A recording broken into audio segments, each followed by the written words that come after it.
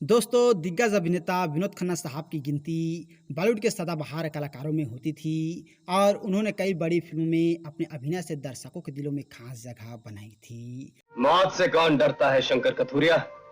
मौत तो एक दिन सबको आती है।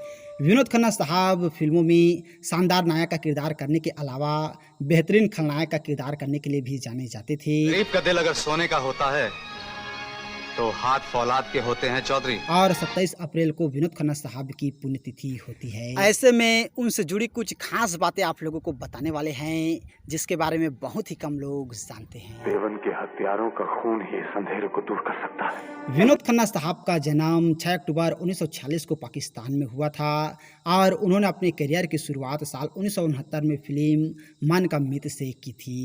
अपनी पहली ही फिल्म में विनोद खन्ना साहब ने विलन की भूमिका अदा की थी, जिसे दर्शकों ने खूब पसंद किया था।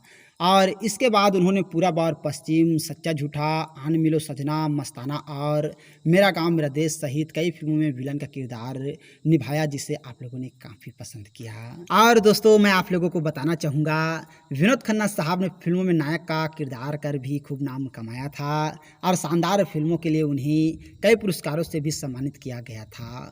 विनोद खन्ना साहब हमेशा अपनी प्रोफेशनल लाइफ से ज़्यादा अपनी निजी ज़िंदगी को लेकर काफ़ी चर्चा में रहे थे और एक कलाकार से अध्यात्म और फिर राजनीति तक उनका सफ़र काफ़ी दिलचस्प रहा। विनोद खन्ना साहब की ज़िंदगी काफ़ी दिलचस्प रही और वह पहले बॉलीवुड में छाए, फिर अचानक ही उन्होंने आध्यात्मिक यात्रा पर ओशो के पास चले गए। उन्होंने आध्यात्मिकता की तरफ से जाने का फैसला उस वक्त लिया जब उनका करियर काफ़ी ऊंचाइयों पर था। उनके इस कदम से सभी हैरान थे। हालांकि बाद में विनोद खन्ना साहब ने दोबारा से फिल्म इंडस्ट्री में वापसी कर ली थी। उसका मन साफ होता है, उसकी नजर भी साफ होती है। और आपको जानकर हैरानी होगी कि वापसी के बाद उनका करियर एक बार फिर से चल निकला था। इसके बाद विनोद खन्ना साहब ने अभिनय के बाद राजनीति में भी अपना हाथ आजमाया और वह एक राजनेता बने और खूब सुर्खियां बटोरी थी। विनोद खन्ना साहब की अचानक हुई मौत उनके परिवार और फैंस को बुरी तरह से तोड़कर रख दिया था और वह काफ़ी सालों से कैंसर से जूझ रहे थे। उन्होंने अपने कैंसर की बात लगभग 6 सालों तक सबसे छुपाकर रखी और रिपोर्ट की माने तो उन्होंने सालों तक कैंसर होने की बात सबसे छुपाई और अपने चुनाव क्षेत्र गुरदासपुर में एक प्रेस कॉन्फ्रेंस के दौरान इसका खुलासा किया।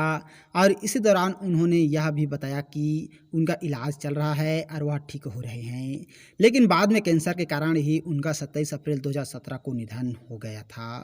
मौत से कौन डरता है शंकर कथूरिया।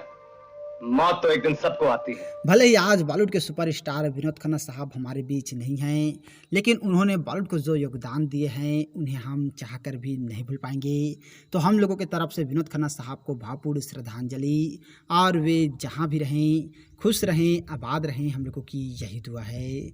तो और ऐसे ही जानकारी के लिए अगर अभी तक आप लोगों ने हमारे चैनल को सब्सक्राइब नहीं किया है तो प्लीज़ दोस्तों हमारा चैनल ज़रूर सब्सक्राइब कीजिएगा, और वीडियो को अभी तक लाइक नहीं किए हैं तो लाइक कीजिएगा, शेयर कीजिएगा। थैंक यू दोस्तों हमारे वीडियो वॉचिंग करने के लिए।